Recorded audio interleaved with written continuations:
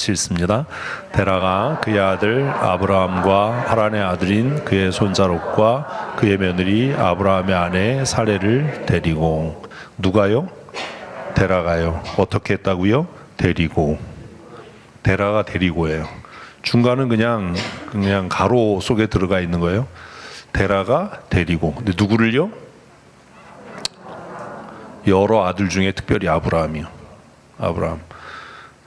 그리고 손자인 롯을 데리고 그가 여행을 시작합니다. 왠지는 설명하지 않습니다. 왜 그랬을까는 고민을 해봐야 되지만 어쨌든 데라의 선택입니다. 데라가 그 안정된 삶, 자기가 정착했던 그 고향을 떠나서 먼 여행을 시작하는데 모든 아들을 다 데리고 간 것이 아닙니다. 함께 했다가 아니라 데리고라고 하니까 뭘 강조하는 것 같아요? 데라의 선택이요. 데라가 그렇게 결정했다라는 거죠. 무엇 때문에 그랬는지 모르지만 어쨌든 데라는 그만한 이유, 근거를 가지고 누구를?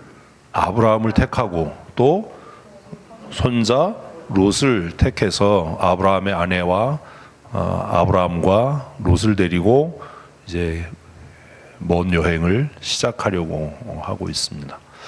이런 게 정리가 돼야 돼요. 그래서 중요한 건 뭐예요? 데리고예요. 데라가 데리고. 이렇게 읽는 거예요. 아, 데라가 의지적으로 선택했다는 것을 글을 쓰고 있는 사람은 독자들에게 알리고 있구나.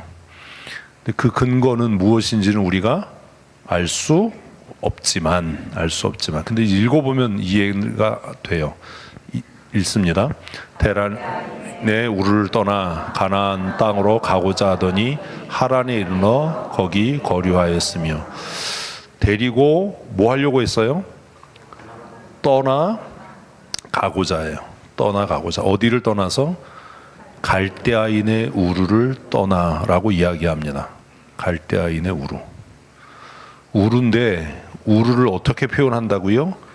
갈대아 사람들이 사는 우루라고 얘기를 해요. 그렇다면 데라는 왜 떠난 거죠? 이제 이런 것들이 논리적으로 왜 떠난 거죠? 글을 쓰는 사람은 지금 무슨 이야기를 하고 싶은 겁니까? 이런 게 아직 우리가 훈련이 잘 안 돼 있는 겁니다. 이상한 쓸데없는 질문을 자꾸 하지 말고 성경을 이해하는 그 바른 질문을 하는 훈련들을 좀 하셔야 돼요. 우르는 지명이죠. 우르는 지명입니다. 어디를 떠난 거예요? 우르를 떠난 겁니다. 우르를. 이해 안 돼요? 어디를 떠난 거예요? 우르를 떠난 겁니다. 근데 그 우르라고 하는 땅의 주 종족이 누구예요? 갈대아인들이에요. 왜 떠난 거예요? 갈대아인들이 꼴 보기 싫어서 떠난 겁니다. 이렇게 되는 거죠. 갈대아인들의 삶의 방식이 마음에 안 들었던 것 같습니다. 그 우르라고 하는 지역을 갈대아인들이 주거지로 삼아서 그들이 살고 있었던 그 땅을 떠나야만 했던 이유는 갈대아인들이 어떤 삶을 살았는지 성경은 이야기하고 있지 않지만 데라는 갈대아인들의 삶의 방식이 마음에 안 들었던 것 같아 보인다라는 겁니다. 이해되셨어요? 근데 이제 우리가 하도 주워 들은 얘기로는 우루가 우상을 섬기는 땅이었다, 이런 얘기는 주워 들었잖아요. 그러면 데라가 왜 우루를 떠난 거예요? 갈대아 사람들이 우상 섬기는 삶을 사는 것에 대해서 성경은 기록하고 있지 않지만 일정 부분 좀 환멸을 느꼈던 것 같다. 그래서 여기를 떠나야 될 것 같다. 여기 있으면 나도 그 일을 계속 해야 될 것 같으니까. 이게 글을 읽는 거예요. 이걸 구구절절 다 쓰지 않지만 그런 거예요. 그러면 왜 아브라함과 롯을 데리고 갔을까요?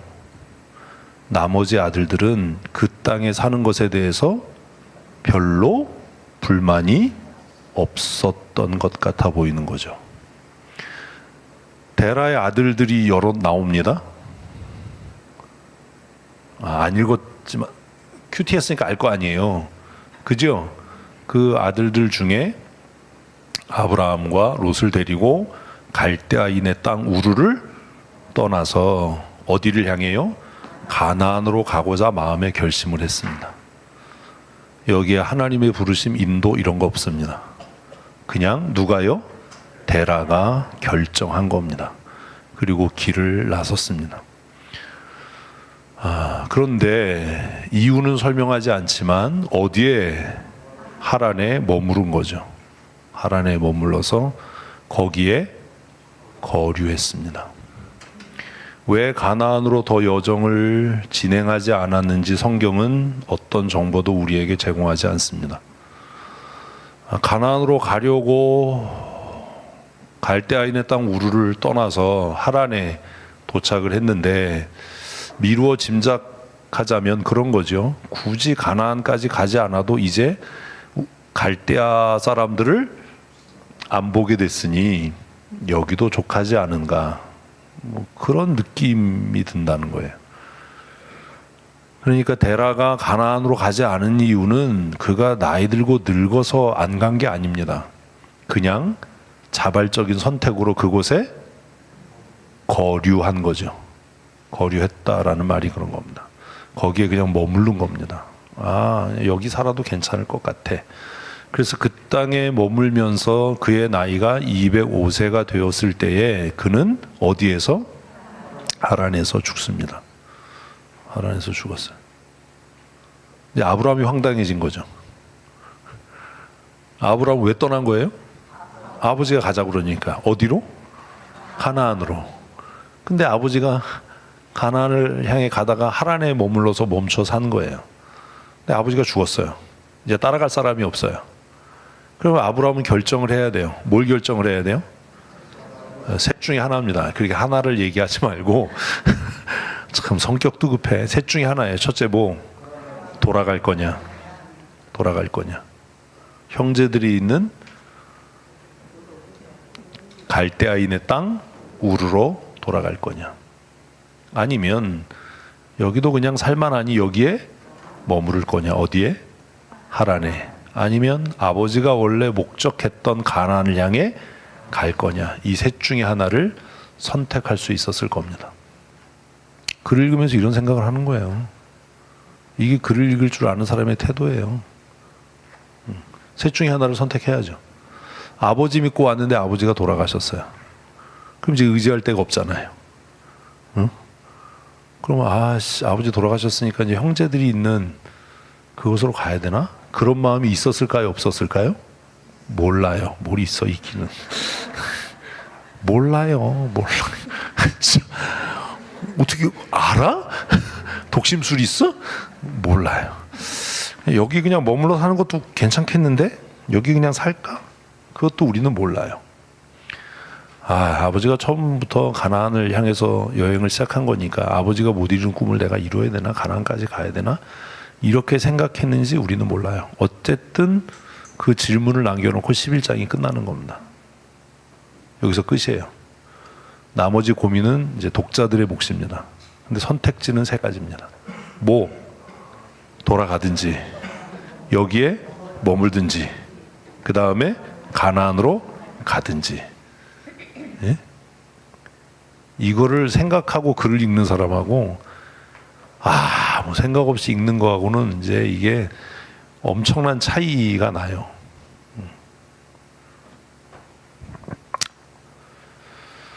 같이 읽습니다. 여호와께서 아브라함에게 이르시되 너는 너의 고향 친척 아버지 집을 떠나 내가 내게 보여줄 땅으로 가라. 그럼 아브라함의 마음은 셋 중에 뭐였어요? 하란이에요. 아니에요. 우르예요. 우르. 글을 읽어도 이해를 못하는 겁니다. 왜요? 하란은요 본토 친척 아버지 집이 아닙니다. 네? 문맹이에요. 아브라함의 본토 친척 아버지 집은 어디예요? 우르예요. 그러니 12장 1절을 보면 아브라함의 마음이 상당히 돌아가고 싶다. 내 아버지의 고향으로, 내 친척과 형제들이 있는 그 땅으로 돌아가고 싶다 라는 마음이 있었던 것으로 보여지는 겁니다. 그냥 성경을 읽는 거하고 큐티하는 건 이렇게 달라요. 그냥 아는 척하고 무슨 맨날 뭐 본토 친척 아버지 집 떠나가라고 그랬다, 뭐 이거는 그냥 읽을 때 하는 소리예요. 그냥 읽을 때. 네, 묵상을 목적으로 한다면 글 읽는 방법이 달라져야 하는 겁니다. 또 하나 12장 1절에서 우리는 굉장히 놀라운 것들을 발견하게 됩니다. 12장 1절에서 발견할 수 있는 게 뭐예요? 몰라요. 읽는 방법을 바꿔야 된다니까요. 글을 못 읽는 거라니까 이게. 12장 1절에서 발견하게 되는 게 뭐예요? 야, 군대 갈 놈 왜 눈 마주치니까 싹 돌려. 새끼가. 뭐예요?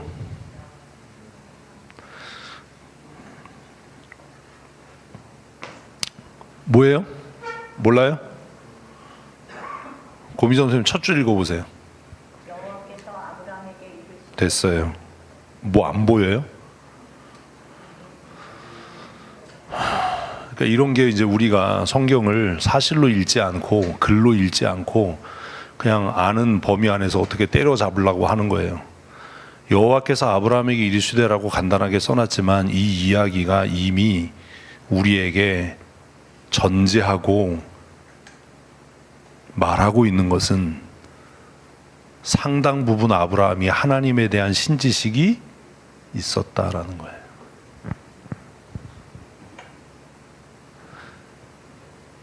그러지 않으면 하나님께서 아브라함에게 말씀하실 때 구구절절 자기를 소개했어야죠.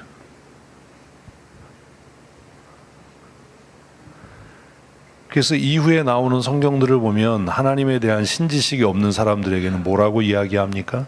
나는 아브라함의 하나님, 이삭의 하나님, 야곱의 하나님이다. 너희 열조들의 하나님이다. 뭐 이런 이야기를 해요. 근데 12장 1절은 굉장히 독특하게 하나님께서 뭐가 없어요? 자기소개가 없어. 자기소개가 없고 그냥 늘상 대화했던 것 같이, 익숙한 관계인 것 같이 그렇게 써놨다는 거예요. 여호와께서 아브라함에게 이르시되, 이건 선지서에서 발견되는 형태예요. 선지자들은 신지식이 있죠. 하나님이 누구신지 이해하고 있고 알고 있고. 그렇다면 12장 1절을 통해서 우리가 다시 생각하게 되는 것은, 추측할 수 있는 것은, 그렇다면 아브라함의 신지식은 누구로부터? 아버지 데라에게서부터 왔을 가능성이 많다. 그러면 아버지 데라가 갈대아인의 땅 우르를 떠났던 이유는 결국 뭐 이렇게 되는 겁니다. 이래야 이제 고등학교 나온 사람이라니까요. 맨날 설교 듣고 그냥 뭐 대충 아는 걸로 어떻게 하는 게 그게 말씀을 묵상하는 방법이 아닙니다. 논리적이고 체계적으로 우리 청년들 아까 그 참된 장로인 교재에서 뭐 하라고요? 생각해야 된다고요. 생각하고 질문해야 된다고. 성경을 이제 그렇게 읽는 훈련들을 자꾸 하셔야 되는 겁니다. 생판 모르는 사람한테 하나님이 나타나서 이르시되, 이렇게 성경은 표현하지 않아요. 그러니까 아브라함에게 어느 정도 뭐가 하나님에 대한 뭐가 지식이 있었던 것으로 보인다. 근데 이런 거는 어떤 설교에서도 들은 바가 없고 성경을 읽어도 우리가 고민하면서 읽지 않았기 때문에 그냥 12장 1절이 당연하지 이렇게 생각해요.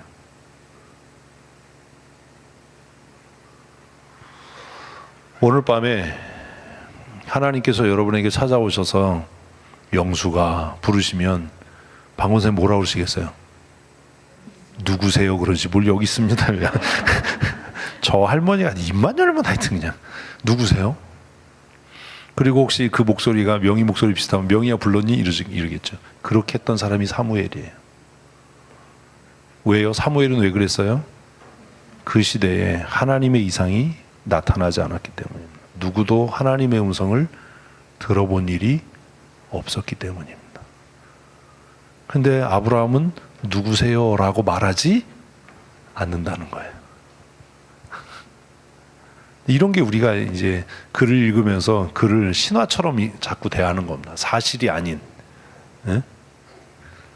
아니 제가 오늘 밤에 가서 누워서 자는데 누가 남자 목소리인지 뭐 여자 목소리 모르게 이 목사야 이러면 제가 뭐라고 그러겠어요? 첫째는 내가 미쳤나? 몸이 허해져서 소리 듣나? 뭐 이러겠죠. 근데 또 자꾸 그러면 누구세요? 뭐 이러지 않겠어요? 뭐 주님 내가 여기 있습니다. 그런 거 거짓말 좀 하지 마. 같은 저이 아유. 그러니까 안 나타나요 주님이. 네? 그러니까 안 나타난다고 그럴까봐. 주님이 놀라실까봐 안 나타나. 그래서 1절 별거 아닌 것 같은데 이게 우리가 이런 것들을 놓치고 있다는 그러니까 그런 고민을 하라고 지금 말씀드리는 거예요. 글을 읽는 방법을 바꿔라. 어? 여러 번 얘기했는데 실제로 그게 뭔지를 모르는 거예요. 지금 11장 12장까지 오면서 한 번도 아브라함이 하나님을 만났다 하나님을 안다 이런 얘기가 없었잖아요. 갑자기 12장에서 여호와께서 아브라함에게 이르시되 근데 뭐 우리는 그냥 맨날 교회에서 주워 들은 얘기 뭐 떠나라 그것만 아니라 맨날 뭐 떠나야 된다 뭘 어딜 떠날 거야 자꾸. 그래서 큐티 하면 다 뭐 떠나야 된대. 떠나는 사람 하나도 없어요. 맨날 뭐 떠나야 된다고 그러고 내가 뭐 어디서 떠날지 생각해야 된다고. 이제 그런 수준을 좀 넘어서십시다. 그리고 아까 말씀드린 것처럼 고향, 친척, 아버지 집을 떠나라고 이야기했으면 이거 어디를 떠나라는 거예요? 하란을 떠나라는 겁니까? 우르를 떠나라는 겁니다. 이런 생각도 안 나는 거예요. 그래서 아까 선택지가 3가지였다. 이 얘기 왜 했는지 아시죠? 그러니까 모르면 쓸데없는 얘기를 한다라고 생각을 해요. 지가 모르니까. 근데 여기 오면 이게 어디를 떠나라는 게 아니야? 하란을 떠나라는 게 아니다. 어디를 떠나라는 거예요? 우루. 자 이제 거기까지는 됐고 그럼 이거 뭘 떠나라는 겁니까?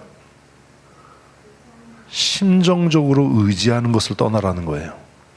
지금 아브라함은 어디가 아니에요? 물리적으로 우루가 아니에요. 지금 어디에 있어요?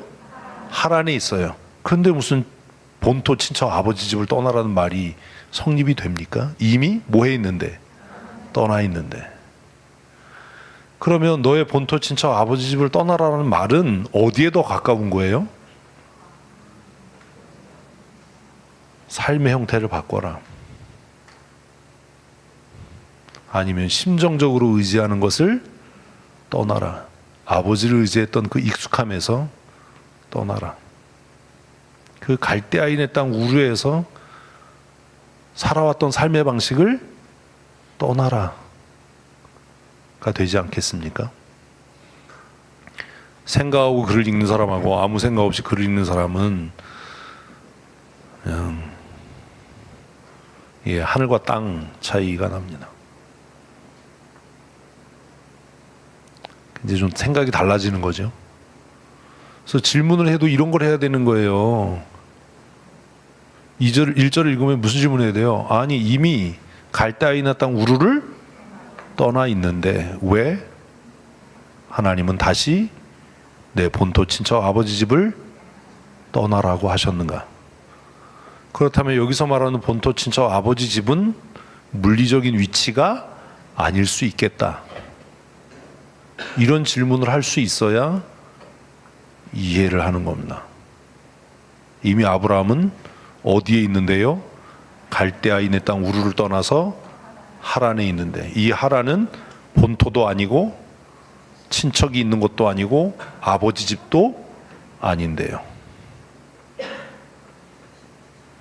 이런 생각을 안 하거든요. 글을 읽으면서. 그냥 우리는 그냥 떠나라에 그냥 꽂히는 거예요. 떠나라. 왜? 맨날 설교 들으면 떠나라. 맨날 설교 들으면 떠나라. 그러니까 그냥 생각도 안 하고 그냥 떠나라. 떠나야 된다. 뭐 이 생각만 하는 겁니다. 그러면 1절을 읽으면 우리가 떠나야 될 곳은 뭡니까? 똑같은 얘기예요. 우리가 로마서 12장 1절이 지난주 이제 핵심이었잖아요. 지금 우리의 삶을 하나님이 거하시는 거룩한 성전으로 만들 나의 모티브였잖아요. 아씨, 뭐 아니야 또? 그렇잖아요. 거기에서 바울이 뭐래요? 이 세대를 본받지 말고 마음을 새롭게 함으로 변화를 받아. 그 얘기나 12장 1절의 이 얘기나 뭐다? 같은 이야기가 되는 겁니다.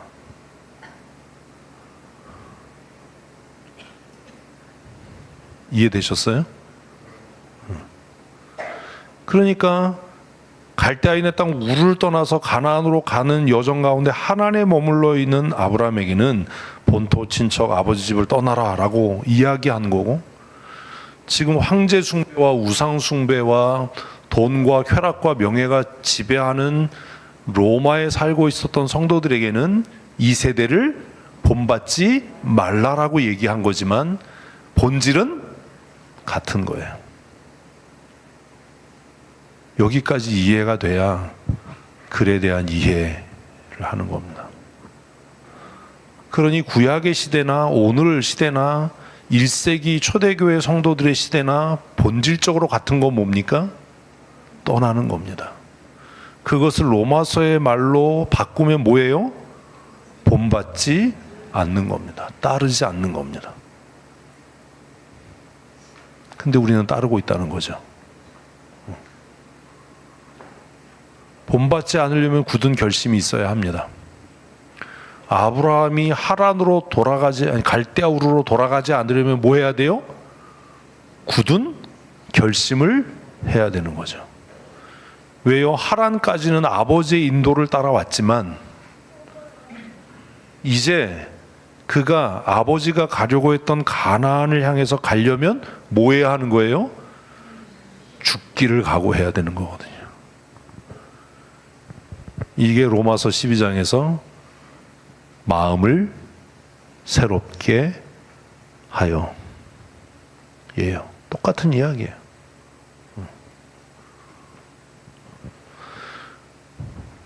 아버지를 따라왔을 때는 가나안이 뭐였어요? 아버지의 이상향이었어요. 아, 참 대답을 해야 빨리 끝나요. 아버지가 갈대아인의 땅 우르를 떠나서 우리 가나안으로 가자라고 할 때 그 아버지가 아브라함을 선택한 겁니다. 그렇죠? 그리고 조카 롯도 데라가 선택한 겁니다. 아브라함은 아버지 말씀을 따라서 그 여정을 시작했습니다. 그 당시에 가나안은 무슨 의미였어요? 아버지의 이상향, 아버지가 가고자 했던 곳이라는 의미가 아브라함에게 있었습니다. 근데 아버지가 죽었습니다. 뭐가 바뀌었어요? 의미가 바뀌죠. 같은 땅 가나안입니다. 아버지가 있을 때는 가나안은 아브라함에게 어떤 의미였다고요? 아버지가 원했던 곳이야. 아니, 대답을 빨리빨리 하고 이해를 해야 이게 빨리 끝나요. 입 다물고 있으면 제가 여러분이 이해하는지 안 하는지를 모르니까 자꾸 똑같은 소리를 하잖아요. 이해가 안 되는 소리 하는 것처럼 슬픈 게 어디 있어요. 그리고 이해도 안 되는데 앉아 있으면 그것처럼 또 슬픈 게 어디 있어. 응? 이해가 안 되는데 떠들면 침팬치들 앉혀놓고 설교하는 거하고 뭐가 달라요. 침팬치는 건빵 주면 좋아하긴 하지. 아버지가 있을 때 가나안은 아브라함에게 아버지의 이상향이었어요. 그죠? 그래서 아버지를 기쁘게 하드리게 내가 그걸로 가야지. 근데 아버지가 죽었어. 그런데 이제 가나안은 뭐가 되는 거예요? 약속의 땅이 되는 거예요. 그게 세 번째 줄이에요. 내가 내게 보여줄 땅으로 가라. 그래서 가나안이라는 단어를 안 쓰는 겁니다. 똑같은 가나안이지만 이제 가나안은 아버지 데라가 가고자 했던 그곳이 아니라 하나님께서 내게 보여주시는 곳입니다. 이게 달라진 거예요. 겉으로 보기엔 똑같아요.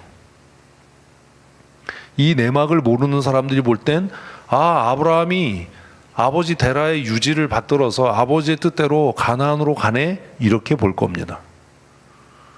그러나 아브라함이 이제 길을 나서는 것은 아버지 데라의 유지를 따라서 아버지가 가고자 했던 그 이상향, 아버지가 소원했던 땅 가나안으로 가는 게 아니라 하나님께서 그에게 보여 주신 곳, 가나안이 이렇게 달라지는 거예요. 때로 우리가 혼돈스러운 게 그겁니다.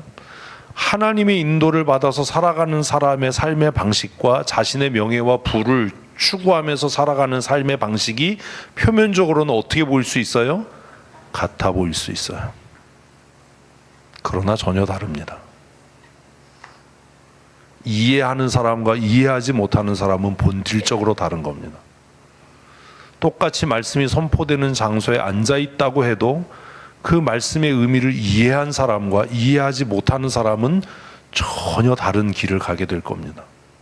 매일 똑같은 본문을 우리가 묵상한다고 해도 그 본문이 우리에게 건네는 이야기를 이해하고 들은 사람과 이해하지 못하고 그냥 알고 있는 대로 수박 겉핥기처럼 그렇게 지 멋대로 그냥 하는 사람하고는 전혀 다른 삶을 살게 될 겁니다. 큐티는요, 내가 보고 싶은 것을 보는 게 아닙니다. 신앙생활은 내가 보고 싶은 것을 보는 것이 아니라 하나님께서 보여주시는 것을 보는 겁니다. 그게 1절입니다. 내가 내게 보여줄 땅. 그래서 우리는 1절을 묵상하면서 고민해야 될 게 있습니다. 뭐요? 하나님께서 내게 보여주신 땅이 무엇이냐? 그게 없다면 망한 겁니다. 우리는 내가 목적하는 것을 목표로 기도합니다. 이거 이루어 주세요. 그건 예수 그리스도 밖에 있는 사람들이 하는 짓입니다. 예수 그리스도 안에 사는 사람들이라면 내가 원하는 것을 구하고 내가 원하는 것을 바래서 하나님께로부터 응답을 얻어내는 것이 아니라 예수 그리스도 안에 있는 사람은 하나님께서 보여주시는 것을 꿈꾸는 사람입니다. 그게 1절입니다. 이제는 아버지가 가자고 했던 땅 가나안이어서 가는 것이 아니라 하나님께서 내게 보여주신 그 땅을 향해 가는 겁니다. 개인적으로 그래서 생각해야 되는 겁니다. 하나님께서 내게 보여주신 땅은 어디인가? 교회 공동체가 생각해야 될 게 그겁니다. 우리가 원하는 교회는 이런 겁니다. 우리는 이런 교회를 만들기를 원합니다. 이런 헛소리를 집어치우고 하나님께서 우리 교회 공동체에 보여주신 그 부르심의 환상이 무엇인가? 우리는 그것을 향해 가고 있는가? 그것을 향해 갈 때 어떤 대가도 지불할 각오가, 준비가 되어 있는가? 그래서 12장은 11장과 전혀 다른 전환이 이루어지는 거죠. 11장에서는 이유도 명확하지 않은데 아버지 데라가 가고자 했던 곳 어디? 가나안. 12장에서는 하나님께서 보여주신 땅 가나안이 되는 겁니다. 목적지는 같습니다. 그래서 겉으로 보면 그리스도 밖에서 자신의 열정과 자신의 욕망을 따라서 자기가 이루고자 하는 것을 위해서 사는 사람과 하나님의 인도하심을 따라 살아가는 사람이 어떻게 보이고요? 같아 보여요. 혼돈스러운 겁니다. 그러나 전혀 다른 인생을 살게 될 겁니다. 그래서 1절에서 굉장히 많은 이야기를 우리는 발견하게 됩니다. 아브라함에게 하나님에 대한 지식이 있었던 것 같아 보인다. 그리고 하나님께서 아브라함의 마음에 어떤 마음이 있는 것들, 과거로 돌아가려는 좀 보장된 삶, 거기 가면 형제들이 있고 뭐 삶의 터전이 있으니까 그 마음을 아셔서 돌아가지 말고 떠나야 한다. 그리고 이제 가나안은 내 아버지가 꿈꿨던 땅이 아니라 내가 너에게 보여줄 땅이다. 우리 부모들이 해야 될 일 중에 하나가 사실 12장 1절입니다. 자녀들이 내 품 안에 있을 때는 내가 그 아이의 믿음을 이끌어 가게 되지만 그 아이가 어느 정도 자라서 성년이 되면 이제는 내가 그 아이의 삶을 이끌어가는 것이 아니라 하나님께서 그 아이에게 보여주시는 환상을 따라 그 아이가 살아가도록 해야 되는 겁니다. 굉장히 어려운 이야기예요. 이게 우리의 가정이 성전이 되어야 한다라고 하는 것의 굉장히 거대 담론 중에 핵심입니다. 아이들이 교회 나오고 나오지 않고 이게 중요한 게 아닙니다. 졸지 마, 이 흑고마, 이 사냥꾼 불러온다. 다음 주부터 목사님 총 차고 온다, 너. 목사님 집에 총이 여러 가지가 있어. 공통점이 뭔지 알아? 맞으면 아파. 우리의 자녀들이 아브라함의 환상을 보도록 하나님께서 내게 보여줄 땅으로 가라. 아이들이 자라면 부모는 자녀들을 떠나보낼 준비를 해야 되는 거예요. 어디로요? 둘 중에 하나죠. 세상으로 떠나보낼 건지 하나님이 보여주시는 그 환상을 따라 떠나가게 할 건지. 우리 부모들은 다 세상을 향해 떠나보내요. 좋은 직장, 돈 많이 버는 직장, 안정된 직장. 이 1절이 우리에게 도전하는 게 너무 많아요. 뭐 그런 생각 안 하고 그냥 우리 쭉쭉쭉 읽어 내려가잖아요. 이렇게 하면 20절까지 언제 가시? 어느 중에 가요. 그리고 뭐 가다가 힘들면 때려치면 되지 뭐. 나는 손해 날 게 없어요. 2절 읽습니다. 내가 너로 큰 민족을 이루고 내게 복을 주어 내 이름을 창대하게 하리니 너는 복이 될지라.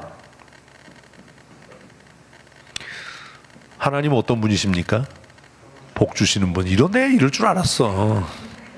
그런 쓸데없는 소리 하지 말고요. 여기 그게 핵심이 아니에요. 하나님은 어떤 분이에요?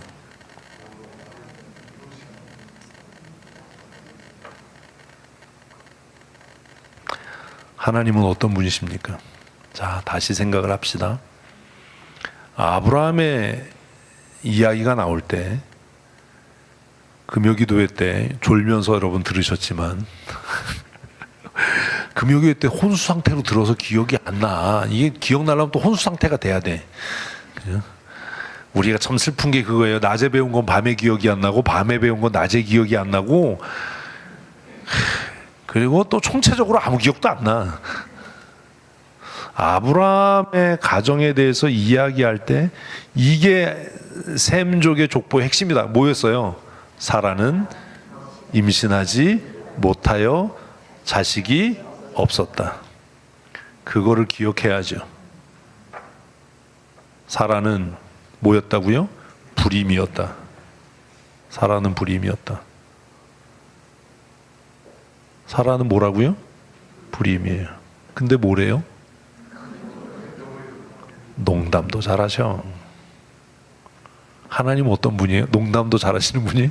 하나님은 어떤 분이에요? 불가능한 것을 이루시는 분이에요.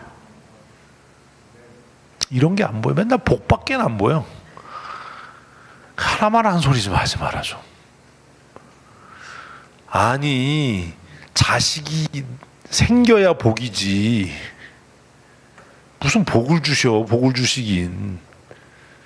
복을 주시려면 뭐 먼저 해야 돼요? 자식을 낳아야지. 그 맹꽁이 같은 소리 좀 그만하고 무슨 복을 주셔요. 그래서 나중에 아브라함이 그 맹꽁이 같은 소리를 하는 거예요. 이 다메섹 사람 엘리에셀이나 잘 되기를 바랍니다. 하나님이 나에게 자식을 안 주셨는데 내게 주신 복이 무슨 의미가 있습니까? 그걸 읽은 게 무슨 의미가 있습니까? 성경을 통독하는 게 무슨 의미가 있습니까? 도대체 하나님은 어떤 분이라고요? 좀 그걸 정리를 하자고. 외우지 말고. 하나님은 어떤 분이에요? 내 생각에 이건 절대로 못해. 이건 절대로 안 돼. 라고 생각하고 내가 단정지은 불가능한 일을 통해서 하나님의 뜻을 이루시는 분이 누구예요? 하나님이에요. 그러니 주 안에 있는 나에게는 뭐가 없어요? 불가능이 없는 겁니다. 근데 예수쟁이들이 안 그래요. 맨날 불가능하대. 이건 안 된대. 네가 믿는 하나님은 돌아가셨냐? 뭐 좀 하자 그러면 맨날 안 된대. 목사님 이건 안 돼요. 이건 우리가 못해요. 이건 우리가 할 수 있는 게 아니에요. 네가 믿는 하나님은 돌아가셨냐? 응? 하나님께서 아브라함의 복을 주시려면요, 먼저 뭐 해야 돼요? 먼저 뭐 해야 돼요? 사라의 태를 여셔야 돼요. 에이씨, 진짜. 왜 글을 이렇게 읽지? 아브라함이 복이 되려면 아브라함이 복인 증거가 나타나야 돼요. 그러려면 하나님이 하셔야 할 일은 사라의 닫힌 태를 여셔야 돼요. 우리를 통해 하나님의 살아계심이 증거되려면 세상 사람들이 우리를 보고 뭐라고 얘기해야 된다고요? 저 인간은 불가능한 게 없어. 저 교회는 안 되는 일이 없어. 아멘도 안 해. 에이씨. 그렇게 사세요 그냥. 에휴. 뭐 이건 이래서 안 되고 저건 저래서 안 되고 뭐 이건 이래서 못하고 저건 저래서 못하고 맨날 그 타령하고 있는데 무슨 복이 됩니까? 에? 아니 성경을 읽는데 달라지는 게 없는데 이걸 어떻게 도와줍니까? 이걸 지금 사라가 뭐라고요? 불임이에요. 그런데 어떻게 큰 민족을 이루어요? 말도 안 되는 소리 무슨 복을 주신대. 생각을 좀 하고 성경을 읽어야죠. 하나님은 나의 불가능을 통해 하나님의 일을 이루신다. 아멘. 하나님은 나의 불가능을 통해 하나님의 하나님 되심을 증명하신다. 이런 거예요. 아니 우리가 무슨 뭐 그 분야의 전공자고 전문가면 그 일 하는 게 뭐예요? 당연한 일이고 전공했는데도 못하면 이건 죽일 놈이지. 그죠? 그런데 우리가 그 분야의 문외한이고 그 분야에 전문적으로 뭘 배운 일도 없고 익힌 일도 없는데 그런데 그 사람이 그 일을 했는데 탁월하더라. 그럼 뭐예요? 재수가 좋아. 이러잖아. 재수가 좋은 게 아니라 이게 뭐다? 하나님께서 이루신 일이다. 아니 교회가 어떻게 그런 일을 해요? 이럴 때 하나님의 하나님 되심이 나타나는 거예요. 세상 사람들은 교회가 뭐 한다고요? 기도하고 예배하고 전도하고. 근데 그것도 제대로 못해. 그런 얼치기 바보가 어디 있어요? 지가 할 일도 제대로 못하면. 그런데 세상이 우리를 보고 아니 교회가 그런 일도 해요? 교회가 그런 일을 하는데 이렇게 훌륭하게 잘해요? 이럴 때 세상이 우리를 통해 뭘 보는 거예요? 하나님의 살아계심을 보는 거예요. 무슨 탁월하고 뛰어나고 무슨 말 같지도 않은 불임이야. 70이 됐는데도 애가 없어. 그런데 하나님은 뭐래요? 큰 민족을 이루게 하시겠다. 이게 어떻게 안 보이냐고.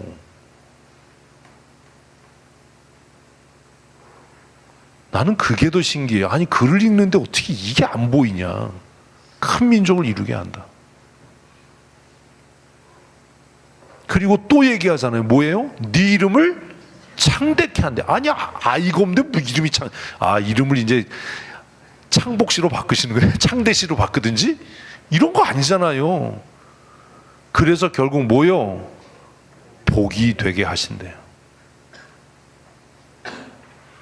우리는 복 받은 사람으로 사는 게 아니에요. 우리는 뭘로 살아요? 복으로 살아요. 복어? 그 복 말고 우리는 뭐라고요? 복이에요. 에이씨, 재미없어. 한번 합시다. 나는 세상의 복입니다. 이게 무슨 의미인지 아세요? 아멘이 중요한 게 아니고 지금은 이게 무슨 의미인지 아세요? 그치? 누가 복 받은 거야? 나를 만난 사람이 복 받은 거야. 누가 복 받은 거예요? 나를 대접하고 나를 인정하고 선대하는 사람이 복 받은 거예요. 왜? 내가 복이니까. 나한텐 이런 깡다구가 있어요. 여러분이 저를 잘 섬기는 게 여러분이 복 받은 증거예요. 왜? 내가 복이니까. 이걸 몰라. 그러니까 내가 맨날 아니 어떻게 그렇게 바보 같은 짓을 하냐. 어떻게 그렇게 인색할 수 있냐. 그러고 무슨 복을 달라고 기도를 하냐. 이미 하나님이 뭘 주셨는데 복을 주셨는데 한번 옆 사람한테 하십시다. 네가 나를 만난 게 복인 줄 알아라. 이거 얘기하고 웃으면 자기가 부정하는 거야. 아유, 좀 뻔뻔하게 얘기해야지. 응? 뭐가 복이라고요? 네가 나를 만난 게 복이지. 그랬더니 그 사람이 에라이 씨, 내가 너를 만난 게 저주고 재앙이다 이씨. 너 때문에 내가 아주 속이 디비진다. 이러면 망한 거예요. 하나님은 우리를 부르셔서 세상에 복이 되게 하셨습니다. 아멘. 이런 거라도 적용을 해요. 아, 난 세상의 복이야. 복 받으려고 애쓰지 마세요. 나를 만나는 자가 뭐 한 거예요? 복 받은 거예요. 나를 만나는 자가 복 받은 거예요. 그래야죠. 그렇게 살아야죠. 나만 그렇게 우기는 게 아니라 살다 보니까 누군가가 내가 당신을 만난 게 뭐야? 복이야. 이런 고백이 있어야죠. 내가 목사님 만난 게 정말 복이에요. 그래야 내가 진짜 복으로 사는 거죠. 접대성 뻐꾸기라도 저는 가끔 그렇게 빈말은 듣거든요. 목사님 만난 게 복이고 같이 일하게 된 게 영광이고 복이고. 선배 목사님이 카톡을 보내셨어요. 은퇴를 얼마 안 남긴 선배 목사님이 저에게 카톡 보내서 목사님 만난 게 복이고 함께 일하는 게 영광이라고. 흑곰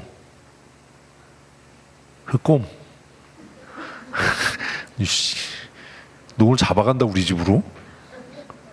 곰돌이 인형 한 마리 기르려고 그러는데 그렇게 졸려. 어떡해.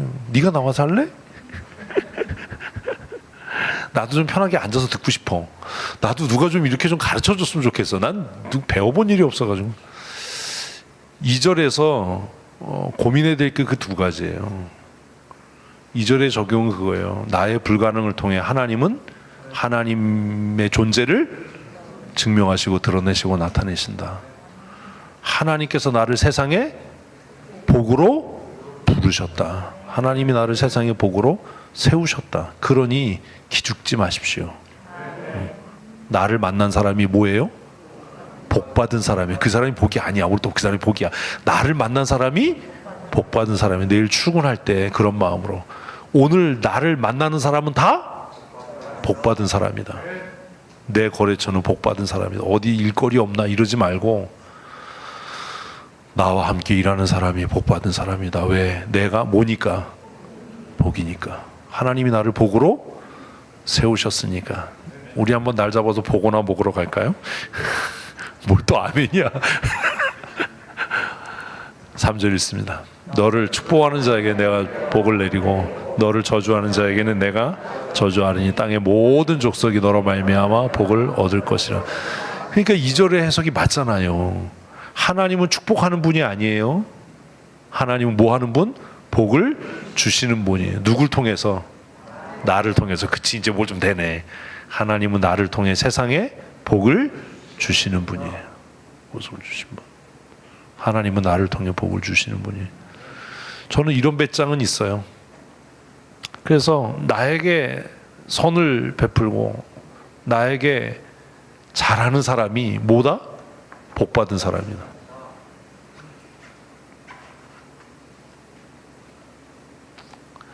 이제 아브라함의 삶이 이렇게 바뀌는 겁니다. 우리의 삶도 예수 만나서 이렇게 바뀌어야죠. 어디 가면 뭐 좀 공짜로 생기는 거 없나 좀 이러지 말고 복으로 사십시오. 복으로. 4절. 이에 아브라함이 롯도 그와 함께 갔으며 아브라함이 하란을 떠날 때 75세였더라. 롯과 아브라함의 차이가 뭡니까? 아브라함은 말씀을 따라간 겁니다. 롯은 아브라함을 따라간 겁니다. 여러분은 지금 무엇을 따라 살고 있습니까? 나는 무엇을 따라 살고 있나? 우리의 자녀들이 어릴 때는 부모를 따라 교회에 나오지만 그 아이들이 자라서 장성하면 무엇을 따라 살도록? 말씀을 따라 살도록 그렇게 가르쳐야 되는 겁니다.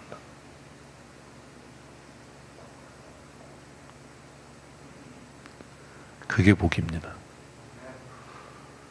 뭐 애들이 졸든지 자든지 나하고 관계없어요. 흑곰이 뭐 앞에서 존다고 내가 뭐 내 삶에 뭐 무슨 뭐 축이 나겠어요. 굳이 자는 애를 불러서 왜 깨워서 저 뒤에 이렇게 서 있게 만들어요? 저기 서서 웃어 저놈 새끼들. 왜요? 저 아이가 말씀을 따라 살아가라고요. 이 귀한 시간에 귓구멍을 열고 들어야지 새끼야. 그렇게 얌전하게 이쁘게 자 앞에서? 응? 어떻게 그렇게 잘 수 있니? 응? 아브라함은 무엇을 따라? 말씀을 따라갔어요. 하나님이 주시는 복을 따라간 게 아니에요. 말씀을 따라갔다는 게 정말 여러 가지를 생각하게 하거든요. 우리는 뭘 따라 살아요? 돈 따라 살잖아요. 무슨 말씀 따라 살아? 돈 따라 살지. 그냥 돈 따라 살아. 표면적으로 보면 하나님께서 내가 너를 이거가 중요한 게 아니라 성경 뭐라고 쓰냐면 아브라함은 말씀 따라 살아갔다. 말씀 따라 살아갔다. 여러분은 뭐 따라 사십니까? 교회 옆으로 이사 와야죠. 이해 안 돼요? 우리는 돈 따라 살아가요. 직장 따라 이사하고 자신의 명예와 성공을 따라서. 그리고 생각해요. 뭐 이 교회나 저 교회나 다 똑같지. 정말요? 나는 지금 무엇을 따라 살고 있는가? 상당히 많은 사람들은 자기 자존심 따라 살아요. 그래서 말씀 듣다가 기분 나쁘면 교회 안 나와요. 그러면서 입으로는 말씀 따라 산대요. 무슨 거지 같은 소리를 하냐. 그런 거 없다. 자신의 만족, 자신의 명예. 임직 투표 떨어지면 왜 교회 안 나오는데요? 그 사람이 말씀 따라 사는 거예요? 어려운 일 닥치면 왜 교회를 안 나와요? 그게 말씀 따라 사는 거예요? 그래서 이제 4절 읽으면 결심해야 되는 거야. 하나님, 하늘이 반쪽이 나도 말씀 따라 살겠습니다. 내 삶의 무게가 하나님의 말씀으로 기울어지도록 내가 애쓰겠습니다. 롯은 그와 함께 갔으며 똑같은 가나안을 향해 갑니다.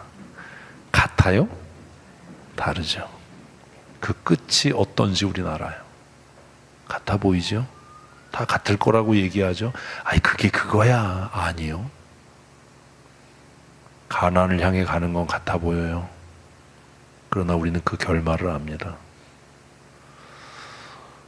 아브라함이 하란을 떠날 때 75세였더라. 이거 왜 썼어요? 늙은 나이에 부름받았다라고 쓴 거 아니에요. 우리가 기도회 때 이야기했잖아요. 11장부터 시작하는 아브라함의 그 연대기는 뭐다? 잊어먹었어. 이거 봐. 저녁에 들은 건 밤에 들은 건 초저녁엔 또 생각이 안 나. 이게 12시가 가까이 돼야지 생각이 나는데 뭐라고요? 어떻게 아들을 낳느냐의 여정이다.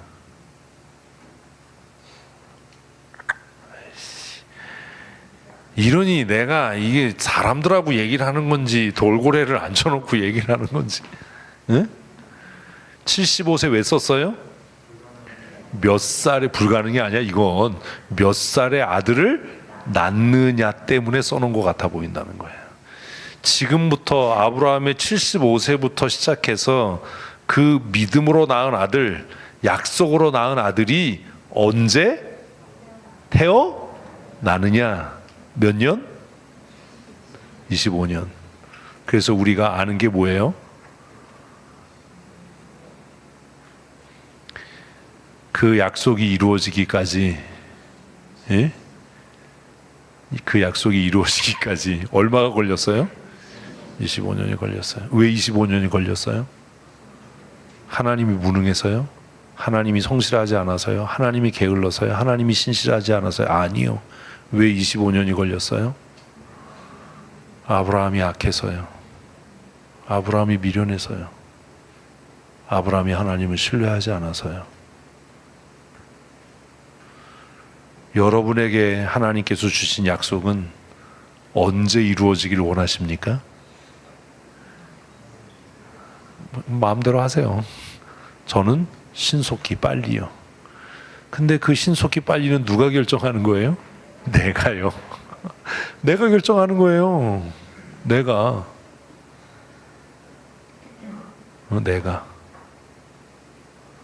아브라함은 그 신속히 빨리가 몇 년? 25년 걸렸어요. 그래도 아브라함은 양반이야. 모세는요 무슨 40년이야 80년이 걸렸어요. 이분들이 웃기는 사람들이네.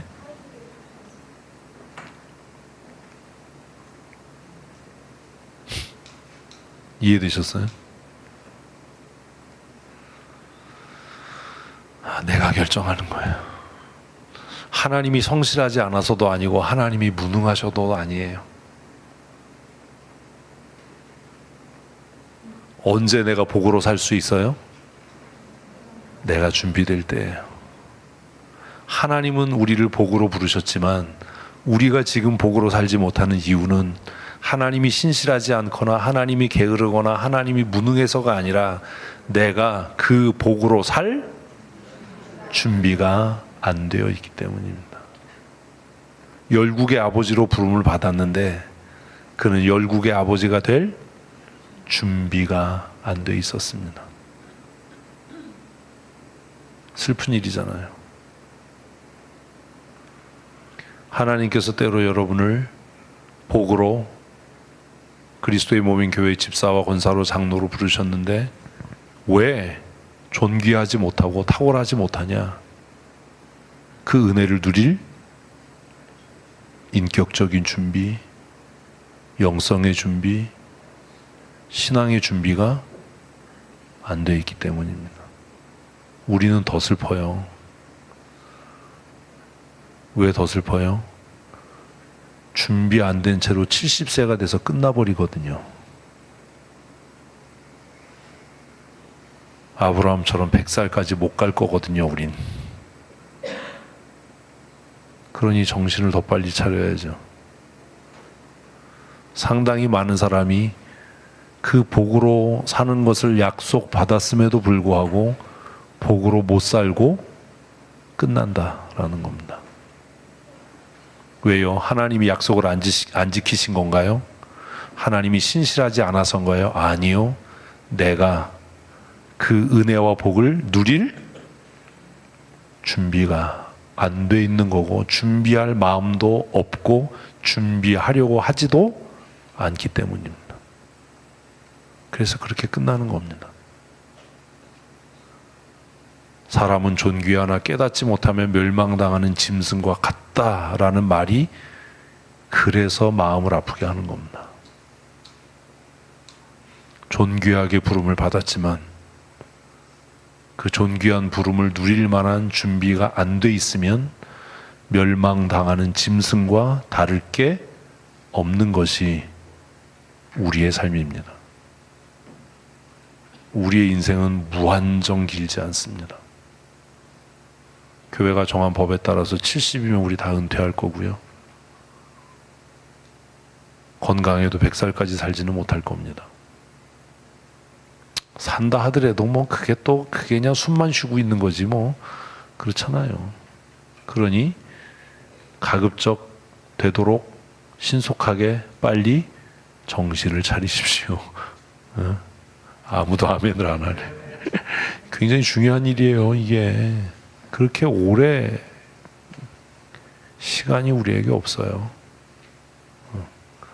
그래서 모세가 탄식한 겁니다. 우리가 날아가니 신속히 가나이다. 근데 모세는 120살 살았잖아. 우리는 얼마나 더 신속하게 날아가겠어요?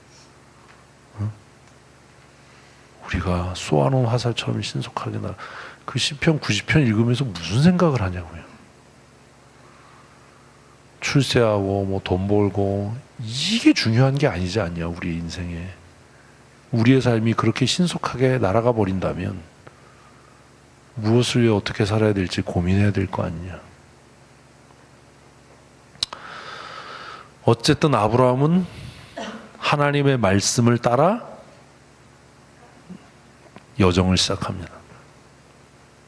부름을 받았을 때 그는 75세였습니다. 그나마 그래도 그는 부름에 순종이라도 하지요. 우리는요, 꼭 복 받으려고 거기까지 가야 돼요? 여기서 주면 안 돼요? 목사님 못할 수도 있지. 꼭 그렇게 못한다고 그걸 티를 내고 막 그래야 돼요? 그냥 진짜 뭐 이런 소리를 막 해대고 그러잖아요. 겁 없이. 5절 아브라함이 그의 아내 사레와 조카 롯과 하란에서 모은 모든 소유와 얻은 사람을 이끌고 가나안 땅으로 가려고 떠나서 마침내 가나안 땅에 들었다. 그래서 우리가 잘하는 것처럼 뭐 이제 7시 19분이야 벌써 마침내 애썼다는 거죠. 근데 이제 여기에 이제 함정 같은 이야기가 이렇게 길게 써 있어요. 뭐요? 그의 아내 사레와 조카 롯과 하란에서 모은 모든 소유와 얻은 사람을 이끌고. 사실 이게 별거 아닌 것 같은데 얘가 함정이에요. 나중에 아브라함이 정말 복의 사람이 되어서 어디로 가죠? 어디로 가죠? 모리아산으로 가잖아. 모리아산으로 갈 때 아브라함의 여정을 보면 이 5절과는 사뭇 다르죠. 뭐가 다른지는 여러분 스스로 생각해 보시면 됩니다. 5절은 마치 아브라함이 하나님의 말씀을 따라 떠나긴 떠났는데, 그죠? 말로 다 설명은 제가 안 할 거예요. 떠나긴 떠났는데 뭔가 껄쩍지근하다. 응? 모든 소유와 얻은 사람을 이끌고. 하나님께서 너에게 복을 주어서 복이 되겠다라고 한다면 지금까지 얻은 소유는 별 의미가 없을 수도 있지 않겠습니까? 그런데 5절은 아주 친절하게 뭐라고 써놓냐 하면 아내를 데리고 가는 것까지는 좋다. 조카 롯과 하란에서 모은 모든 소유와 얻은 사람을 이끌고 라고 써서 독자들로 하여금 이거 조금 뭐 이런 생각을 전혀 안 하죠. 그냥 그랬네 뭐 이러고 말지. 이게 조금 그래서 4절에 보면 롯이 스스로 아브라함을 따라 나선 것처럼 써놨는데 막상 5절에 오니까 롯을 데리고 간 건 아브라함이었던 것 같은 느낌이 강하게 드는 글을 우리는 읽습니다. 그러니 아브라함이 하나님의 말씀을 따라서 본토 친척 아버지 집을 떠난 것 같아 보이지만 5절의 기록을 보면 그는 아직 완전하게 본토 친척 아버지 집을 떠난 것 같아 보이지 않는다가 되는 겁니다.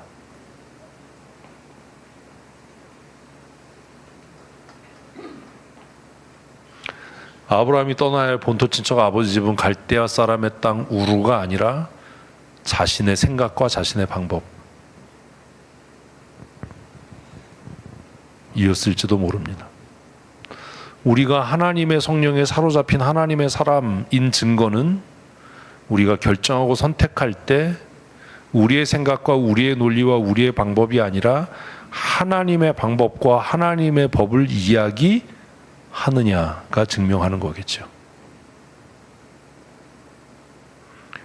우리가 무언가 결정하고 선택할 때 여전히 세상 사람들의 논리와 세상 사람들의 방법과 내 자신의 경험을 이야기한다면 우리는 아직도 어디에? 갈대아 땅 우루에 머무는 사람들 아닙니까? 로마서 12장의 말씀대로라면 이 세대를 본받고 있는 것 아닙니까?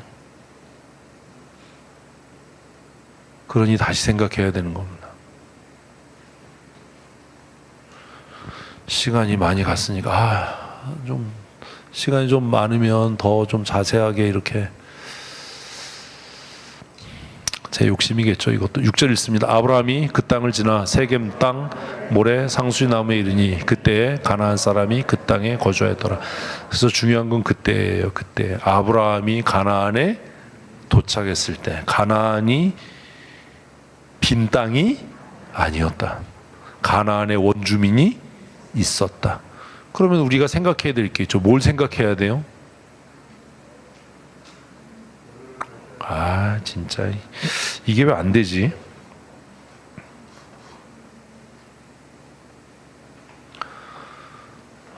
더 이상 생각이 발전이 안 돼요?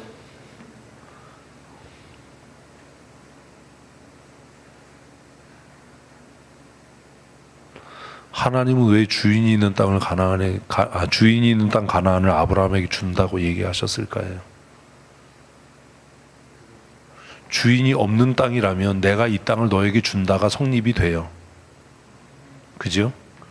그런데 그 땅에 살고 있는 주인이 있는데 그 땅을 하나님이 주시겠다라고 말씀하셨다면 그 주인에게부터 그 땅을 빼앗아 주시겠다라는 말이 되는 겁니다. 그러면 하나님께서 그 가나안 원주민들에게서 그 땅을 빼앗는 이유가 무엇일까를 생각해야 되는 겁니다. 이게 안 되면 여러분 진짜 글이 뭔지 모르는 거예요. 아니 제가 공기업 권사한테 야 내가 저기 효자동에 있는 땅 줄게. 그러면 그 땅에 뭐가 없어야 돼? 주인이 없어야지. 내가 주인이어야지. 그래서 내 말 믿고 갔어. 집 팔고. 근데 거기 주인이 있어. 그럼 뭐야 그러면? 내가 사기꾼이지. 이 생각 안 들어요? 지금 그거 쏘는 거잖아요. 가나안 땅으로 가라. 내가 너에게 지시하는 땅으로 가라. 보여줄 땅으로 가라. 그래서 갔어요. 가는데 힘들었어요. 그래서 마침내 힘들게 우여곡절 끝에 그 땅에 도착했어. 그랬더니 그 땅이 빈 땅이 아니네. 주인이 있네. 어떡하지? 어떻게 해야 돼요? 속았네. 이씨. 그냥 우르로 돌아갈 걸 뭐 이래야 되나? 아니면 싸워서 뺏어야 되나? 싸워서 뺏을 형편도 아니잖아요 지금. 자기는 혼자인데. 그냥 글을 아무 생각 없이 읽지 마십시오. 왜 이렇게 써놨는지를 생각을 하십시오. 그때가 뭐예요? 도착했을 때, 마침내 도착했을 그때에 가나안 사람이 어디에? 그 땅이 어딘데요? 하나님이 보여주신 땅, 하나님이 가라고 하신 그곳에 뭐가 있더라? 우리가 가끔 이러거든요. 그거 먹고 한데 내가 어떻게 거길 가요? 내가 그걸 어떻게 차지해요? 이 얘기하면 또 오래 얘기해야 되니까. 하여튼 좀 글을 좀 잘 읽으세요. 꼼꼼하게. 그 땅이 빈 땅이 아니었어요. 가보니까. 그 땅에 누가 있었어? 가나안 원주민이 있었어. 요즘에 운전하다 보면 원주민이 파는 땅이 많잖아요. 이게 또 안 돌아다녀 본 사람 모르는구만. 원주민 직접 매매 뭐 이런 거 현수 막 붙어 있어요. 그래서 거기 전화하면 막 이렇게 추장 같은 사람이 나올 것 같은 거지. 나는 여기 원주민은 어떻게 생겼나. 괜히 쓸데없는 소리 하는 거예요. 저는 그런 상상력이, 그래서 혼자 웃어요. 운전하다가 미친놈처럼. 여기 원주민이 산대네. 기획부동산이 아니라는 얘기를 그렇게 써놓은 거겠죠. 어쨌든 가나안에 원래 주민이 있었습니다. 그럼 생각을 해야죠. 하나님은 왜 원주인이 있는 이 가나안을 누구에게? 아브라함에게 준다고 하셨을까? 이 질문을 하고 글을 읽는 사람하고 안 하고 글을 읽는 사람하고 천지 차이가 납니다. 나중에 설명이 나와요. 창세기에. 그 이유가 기록이 되고 있다고요. 이 생각을 안 하고 글을 읽으면 그 본문을 만나도 아무 생각 없이 또 그냥 넘어갑니다.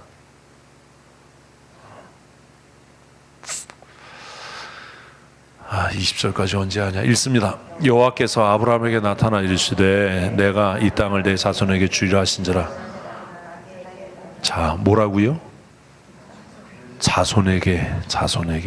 지금이 아니고 자손에게. 왜요? 하나님이 능력이 부족해서요? 아브라함이 준비가 안 돼서요? 아니에요. 나중에 이거 설명 나와요. 창세기 본문에.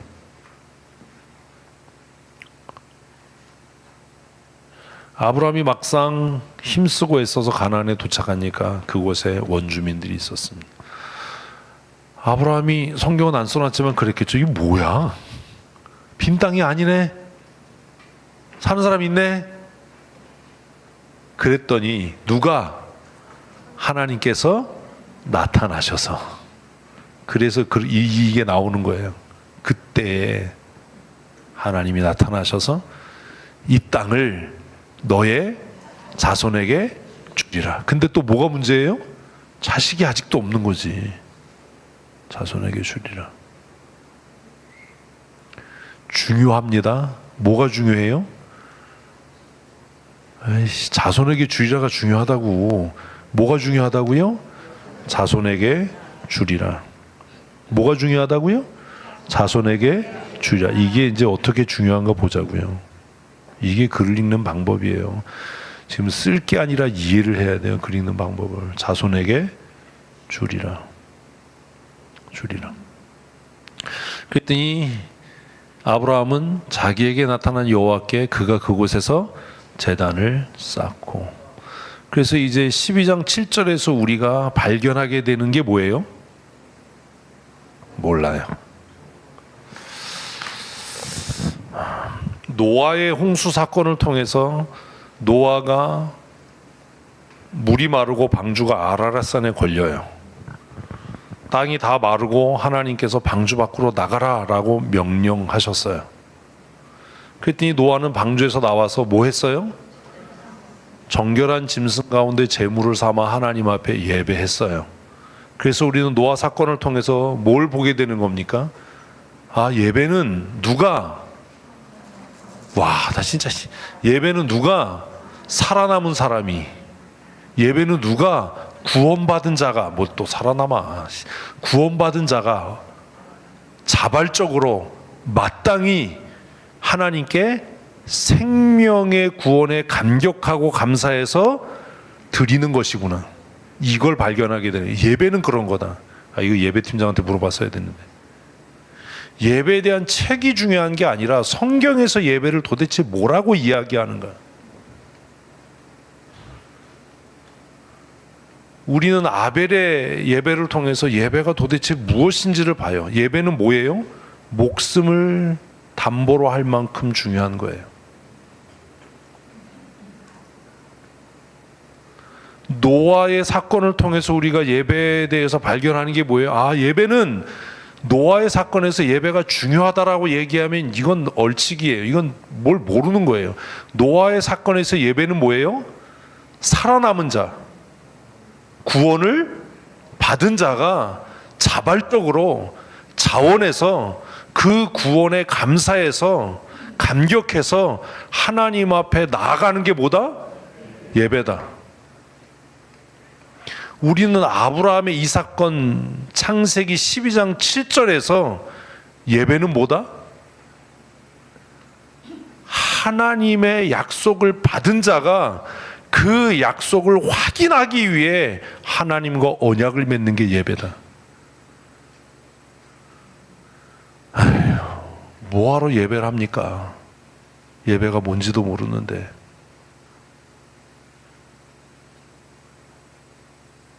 아브라함이 왜 제단을 쌓았어요? 내 자손에게 이 땅을 주겠다라고 하신 약속을 뭐 하는 거예요? 확증하는 거예요. 예배는 하나님과 내가 맺은 언약을 확증하는 거예요. 읽고도 모르면 무슨 유익이 있습니까?